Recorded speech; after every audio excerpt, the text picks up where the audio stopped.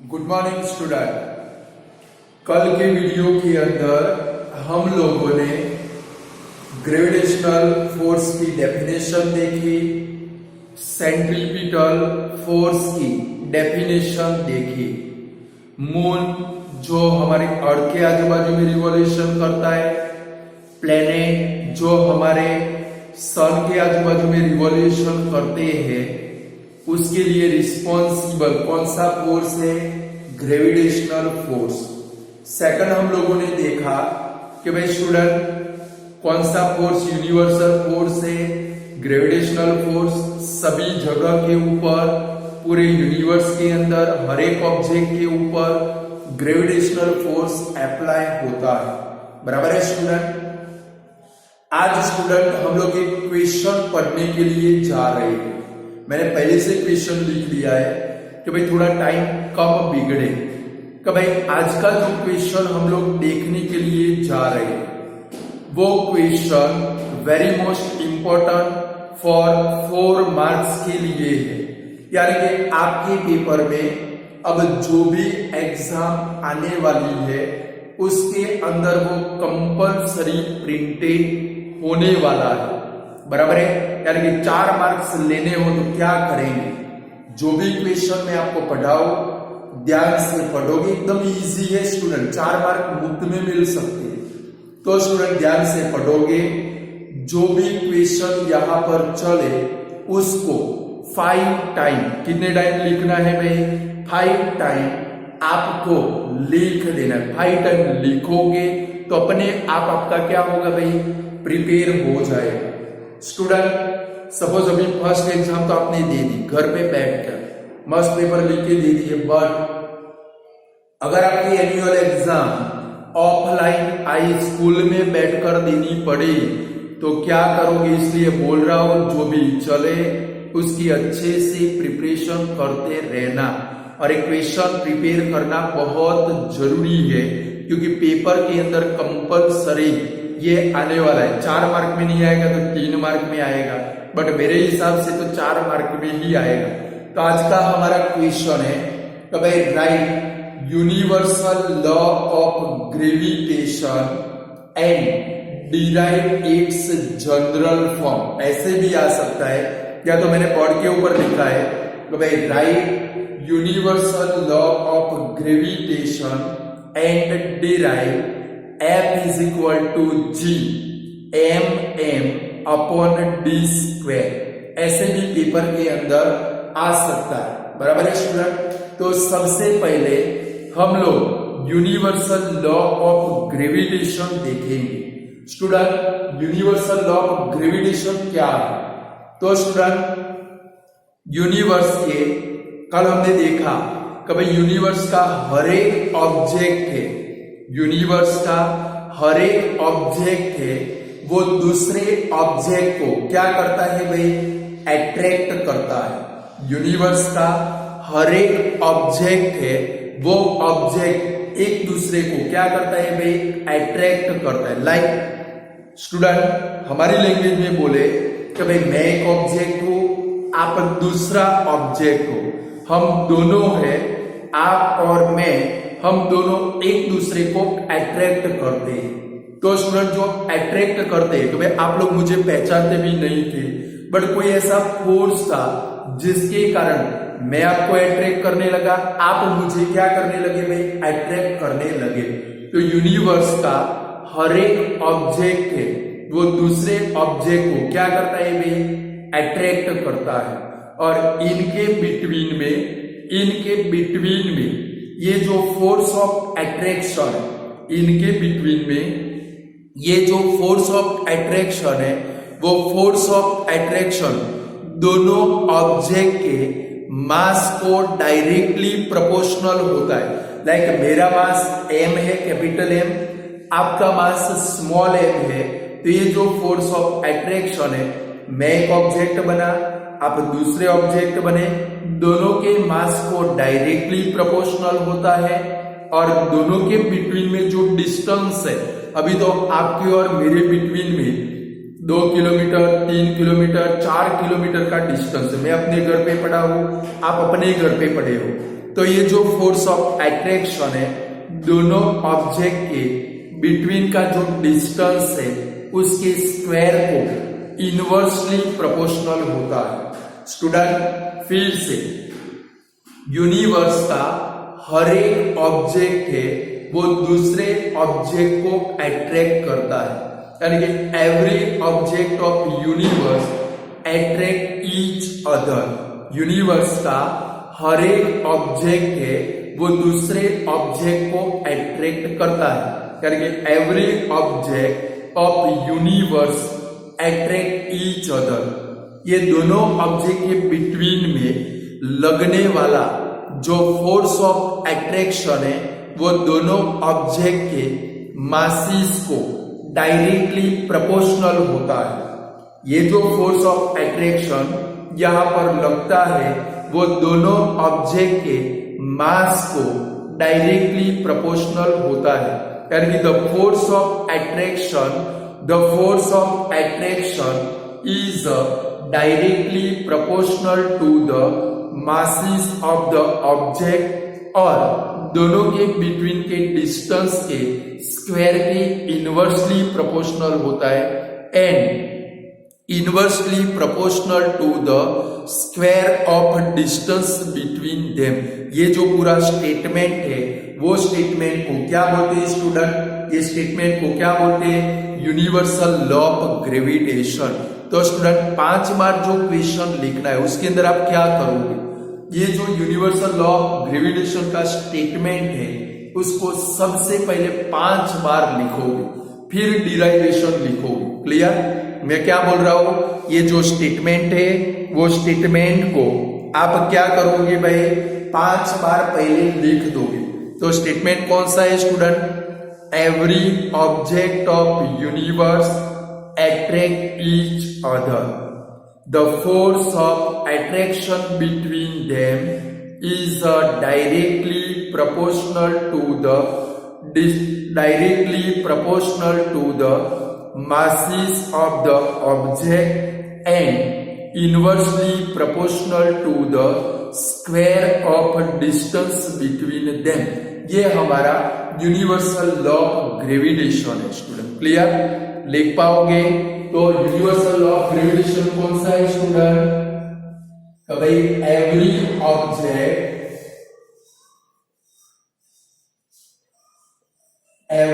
Object of universe,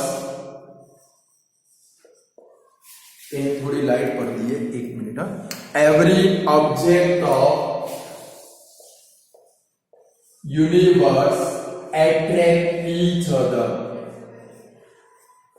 10 बार बोल जा रहा है statement, attract each other. Universe का हर एक ऑब्जेक्ट एक दूसरे को अट्रैक्ट करता है।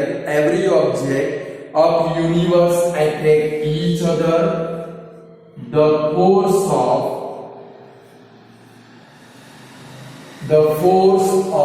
Attraction between them, the force of attraction between them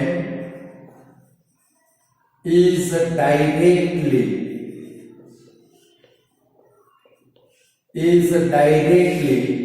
proportional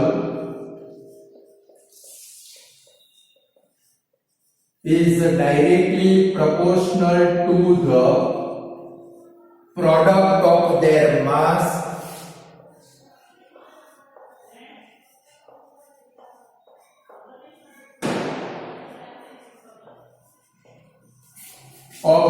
masses and inversely proportional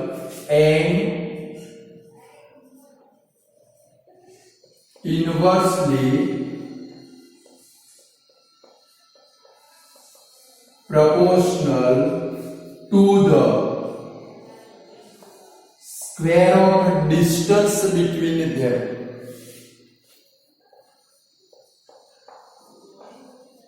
Square of distance between them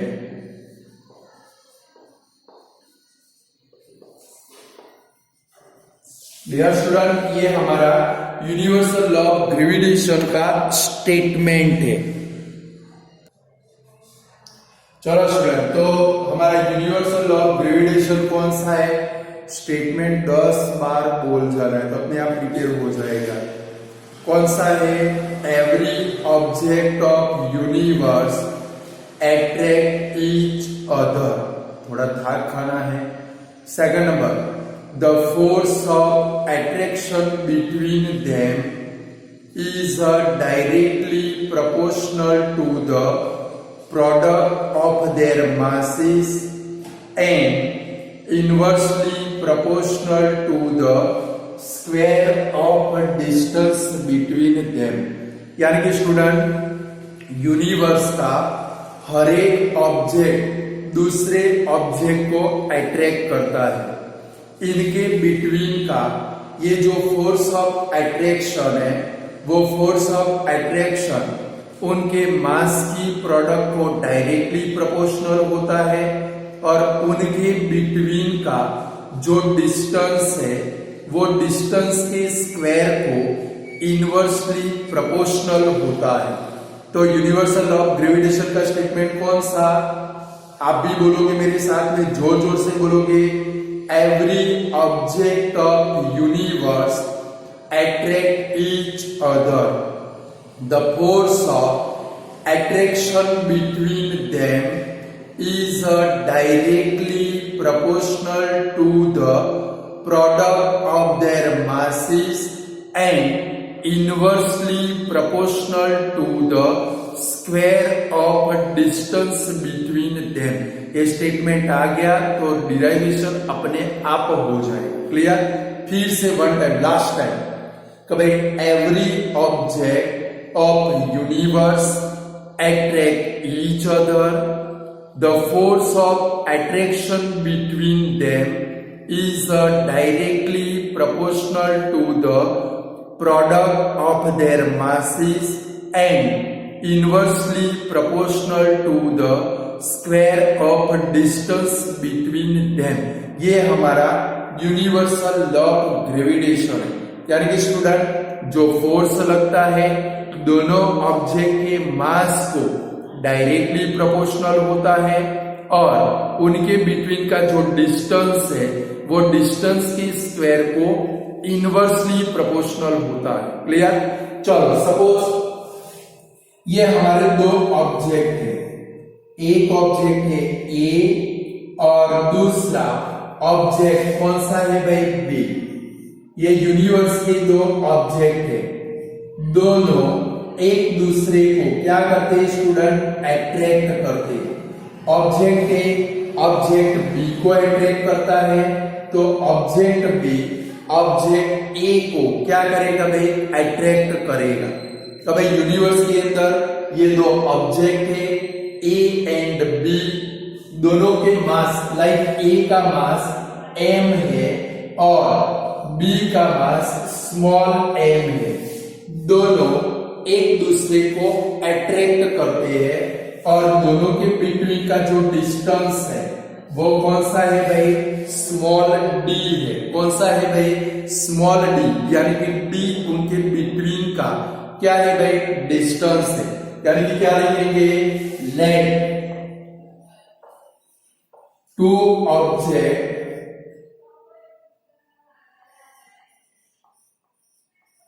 let the masses of two object, ऐसा लिखेंगे। let the mass of two object A and B, यहां पर थोड़ी जगह रखते हैं। A and B are M and M, यानी कि A का मास कैपिटल M है, B का मास स्मॉल m है, एंड डिस्टेंस बिटवीन देम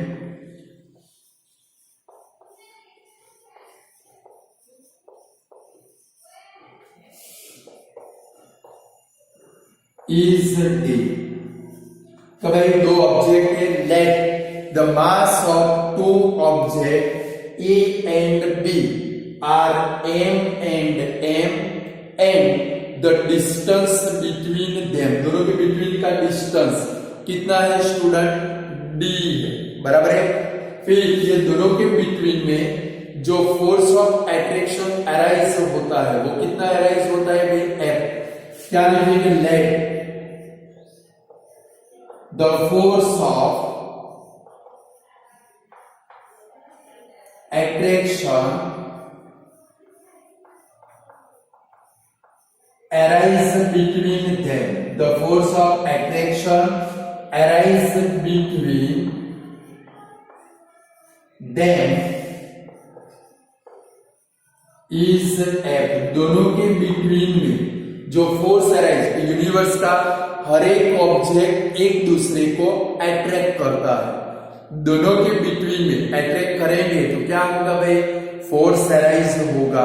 तो दोनों के बिटवीन में जो फोर्स अराइज होता है वो कौन सा होता है भाई? एफ अराइज होता है। बोलो इतना लिख पाओगे? फर्स्ट आपको स्टेटमेंट लिखना है यूनिवर्सल लॉ ऑफ ग्रेविटेशन का। स्टेटमेंट कौन सा?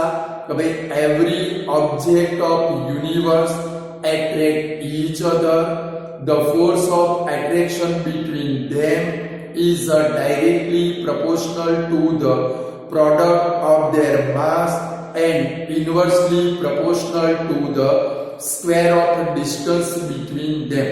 फिर क्या लिखेंगे? Let the mass of two objects A and B are m and m and the distance between them is d। Let the force arise between them is F। दोनों के between में जो force of attraction arise होता है, let the force of attraction arise between them, ये दोनों के between में A और B दोनों के between में जो force of attraction arise होता है वो कितना होता है भाई? F जितना। तो स्टूडेंट अब हम लोग डिराइवेशन करेंगे। लाइक इस स्टेटमेंट को देखो, क्या है भाई? द फोर्स ऑफ अट्रैक्शन, ये ग्रेविटेशनल लॉ बोल रहा है कि भाई the force of attraction between them is directly proportional to the product of their masses। तो क्या लिखेंगे? तो भाई according to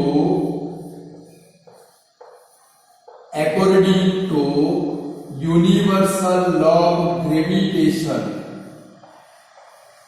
universal law of gravitation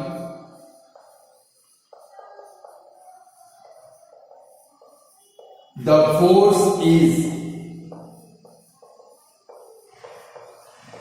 directly, अंदर से ही लिखना है, according to universal law of gravitation the force is, यहां से कॉपी पेस्ट करना है, directly proportional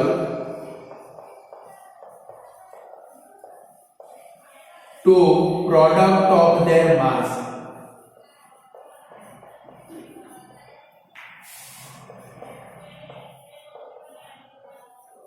Therefore क्या बनेगा student?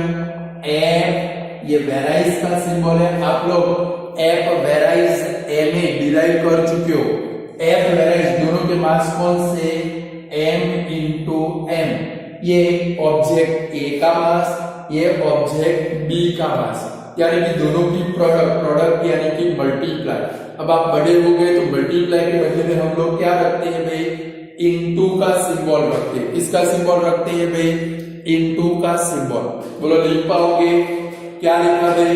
Late the mass of two object A and B are M and M and the distance between them is small d। Second क्या लिखा? the force of attraction between them, let the force of attraction between them is F। let the force of attraction arise between them is F। फिर क्या लिखेंगे? according to universal law of gravitation, according to universal law of gravitation the force is directly proportional to the product of their mass, यानी उनके mass को directly proportional होता है, यानी F varies M multiply M, इसको देते हैं हम लोग रिजल्ट नंबर 1।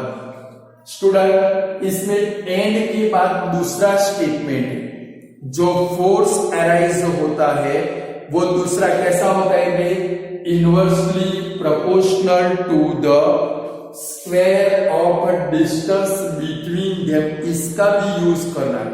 अब क्या लिखेंगे, the force is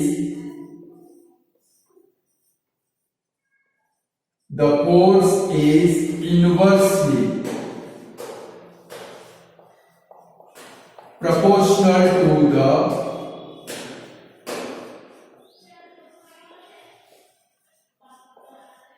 square of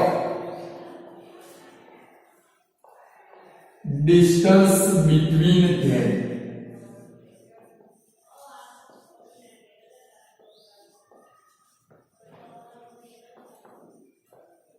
भाई जो फोर्स है, सेकंड स्टेटमेंट कॉपी पेस्ट करेंगे एंड के बाद का, force is inversely proportional to the square of distance between them, यानी कि दूसरा इक्वेशन आपका क्या बनेगा, f वेराइज इनवर्स यानी 1 अपॉन d का स्क्वायर, यानी कि inversely proportional to the square of distance between them, इसको देते हैं रिजल्ट नंबर 2। बोलो लिख पाओगे, एकदम इजी है। क्या लिखेंगे स्टूडेंट, पहले लॉ लिखेंगे, फिर क्या लिखेंगे, let the mass of two object A and B are M and M and distance between them is D. फिर क्या लिखेंगे, let the force of attraction arise between them is F. फिर क्या लिखेंगे, according to universal law of gravitation the force is directly proportional to the product of their masses, therefore F varies m multiply m, ये बना हमारा result number 1। फिर and के बाद का statement, the force is inversely proportional to the square of distance between them, यानी कि f varies 1 upon d square, ये बना हमारा रिजल्ट नंबर 2। अब जरा देखो स्टूडेंट, रिजल्ट 1 भी f की वैल्यू देता है, रिजल्ट 2 भी f की वैल्यू देता है, तो क्या लिखेंगे, एज अ रिजल्ट 1 एंड 2 दोनों की शादी करा दे तो एफ वेराइज क्या बन जाएगा स्टूडेंट, एम और अपॉन में क्या आ जाएगा भाई, डी स्क्वायर, मल्टीप्लाई कर लिया तो भाई एफ वेराइज एम और ये 1 अपॉन डी स्क्वायर को मल्टीप्लाई करो तो डी स्क्वायर कहां पर आ जाएगा भाई, अपॉन में। स्टूडेंट याद करो, एफ वेराइज एम ए आया था, वेराइज को निकालने के लिए हमने कोई कांस्टेंट रखा था, के रखा था, याद आता है, यहां पर कांस्टेंट रखेंगे, therefore F is equal to, देखो ग्रेविटेशनल फोर्स है तो उसका कांस्टेंट कौन सा यूज करेंगे, जी एम अपॉन क्या होगा भाई, डी स्क्वायर, जो इक्वेशन आपको डिराइव करना था वो हो गया। अब क्या लिखेंगे, जी लिखा, here G is called proportionality constant,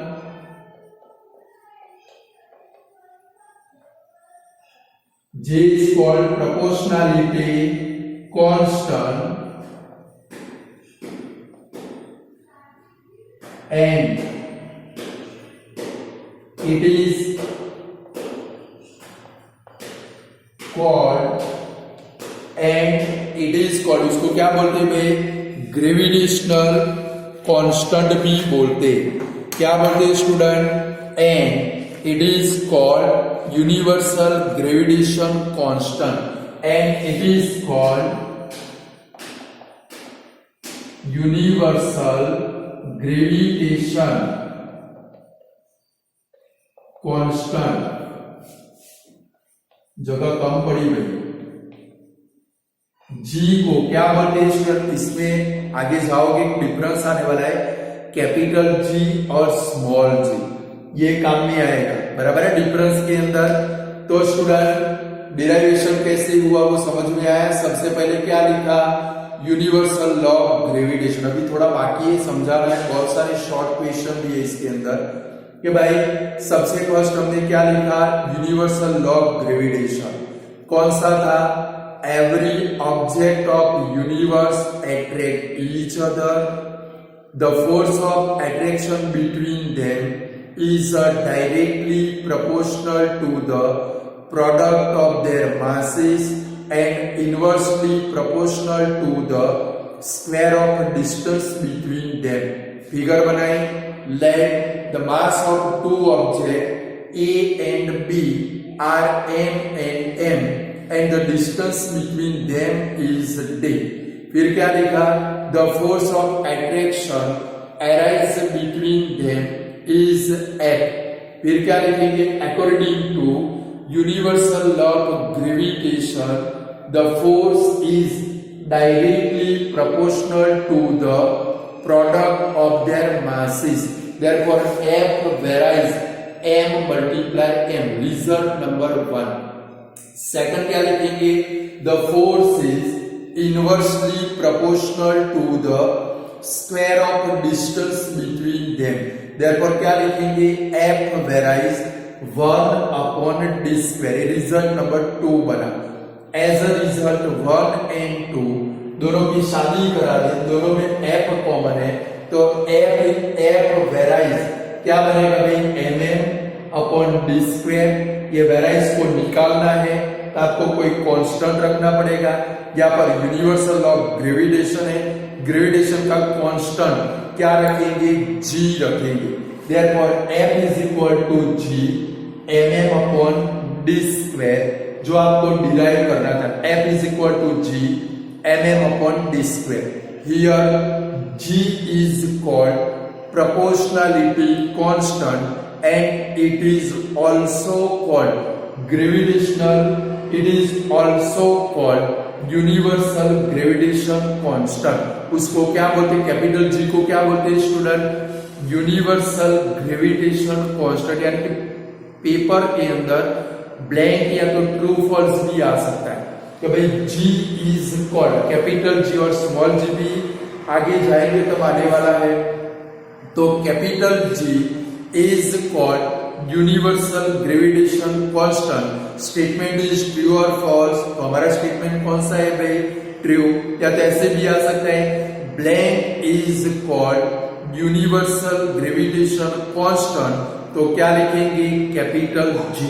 क्या लिखेंगे स्टूडेंट, कैपिटल जी। क्लियर, बोलो अब ये लिख पाओगे, ये क्वेश्चन 5 टाइम लिखना है। यहां से थोड़ा बिठा देता हूं, मुझे थोड़ा आगे बढ़ना है, मेरे पास जगह नहीं है।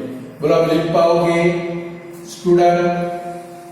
अभी ये जी का हमें यूनिट डिराइव करना है, पेपर में जितना मांगा हो उतना लिखना है। अभी शॉर्ट क्वेश्चन बहुत सारे आने वाले हैं।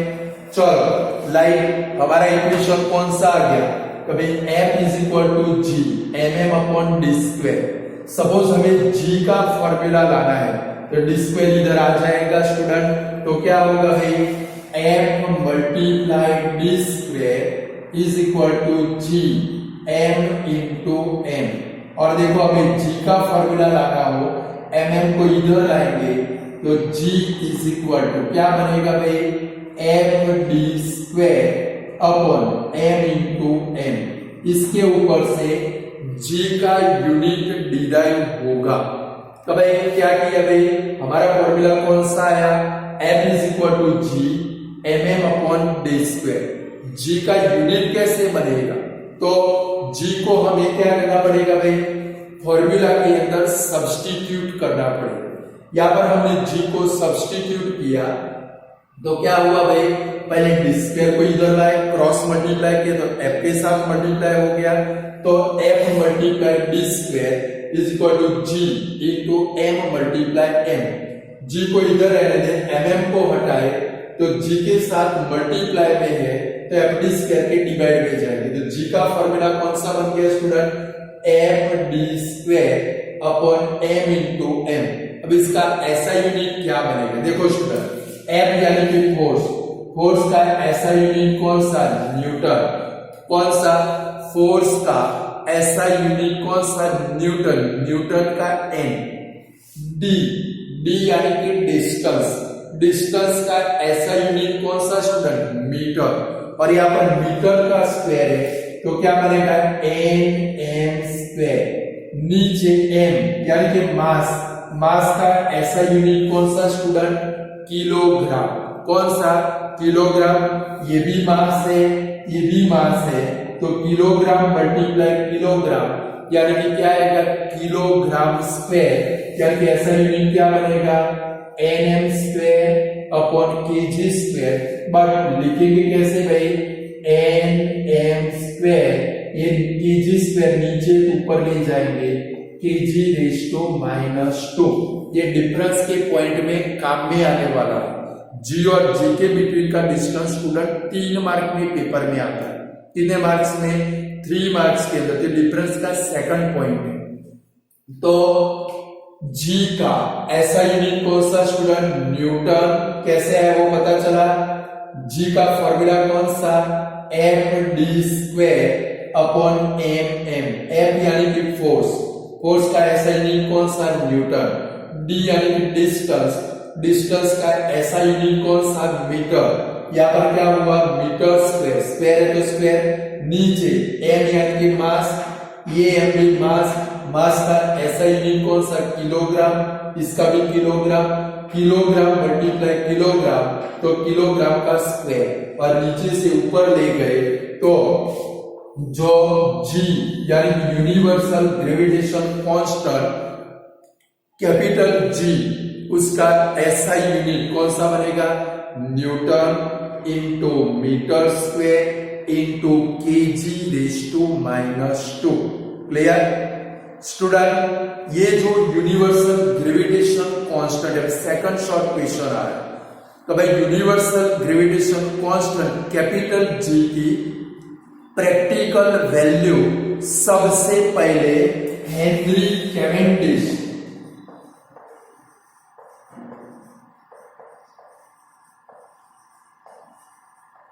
कभी कैपिटल जी की वैल्यू, आप वैल्यू यूज करोगे, कभी कैपिटल जी की प्रैक्टिकल वैल्यू सबसे पहले किसने डिस्कवर की थी स्टूडेंट? Henry Cavendish. किसने की थी भाई स्टूडेंट? Henry Cavendish.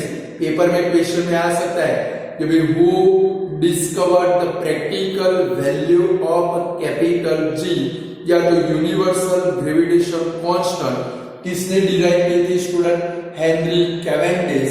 और ये प्रैक्टिकल जी की वैल्यू ये भी याद रखोगे 6 पॉइंट। तो भाई जी की जो कैपिटल वैल्यू है वो कितनी है भाई? 6.673 multiply 10⁻⁻11। 6.673 multiply 10⁻11 newton into metre square into KG raise to -2। ये जी की प्रैक्टिकल वैल्यू, ये भी आपको डिफरेंस के काम में आने वाली है। तो स्टूडेंट जी का ऐसा यूनिट कौन सा? भाई सपोज जी का ऐसा यूनिट पेपर में पूछे, derive the SI unit of G, तो पहले फॉर्मूला लिखोगे। फॉर्मूला कौन सा? G is equal to F D square upon M M. तो ऐसा यूनिट कौन सा बनेगा? Newton into metre square upon KG raise to 2। और लिखेंगे क्या भाई? Newton into metre square into KG raise to -2। G की प्रैक्टिकल वैल्यू सबसे फर्स्ट किसने फाउंड की थी स्टूडेंट? Henry Cavendish. ये आपकी ब्लैंक है। कैपिटल जी की प्रैक्टिकल वैल्यू कितनी है student? 6.673 multiply 10⁻11 newton into metre square into KG raise to -2 है। बोले शॉर्ट क्वेश्चन पेपर में आएंगे तो आप कर पाओगे कि नहीं कर पाओगे? क्लियर? पक्का? बोले क्वेश्चन आज प्रिपेयर हो जाएगा। तो स्टूडेंट इसके बाद का एक क्वेश्चन है, give the importance of universal law of gravitation. क्या भाई ये यूनिवर्सल लॉ ऑफ ग्रेविटेशन का इंपॉर्टेंस कौन सा है? जरा मैं पानी पी लूं 1 सेकंड के लिए। तो स्टूडेंट हमारा नेक्स्ट क्वेश्चन है, ये 2 मार्क का क्वेश्चन है, give the importance of universal law of gravitation. आपको ऐसा दिमाग में चलता होगा कि ये सब कुछ पढ़कर हम लोग क्या करेंगे, क्या उखाड़ लेंगे, बट स्टूडेंट इसका इंपॉर्टेंस है। ऐसी बहुत सारी नेचुरल फिनोमिना थे जो जब तक ये universal law of gravitation derive नहीं हुआ था, डिस्कवर्ड नहीं हुआ था, उसके पहले लोग समझ नहीं पाते थे। बट ये जो universal law of gravitation derive हुआ, इसके बाद में ऐसी बहुत सारी जो नेचुरल फिनोमिना है उसको हम लोग इजीली समझ सकते हैं। लाइक फर्स्ट इंपॉर्टेंस है तो भाई number 1, the force that bind us to the earth.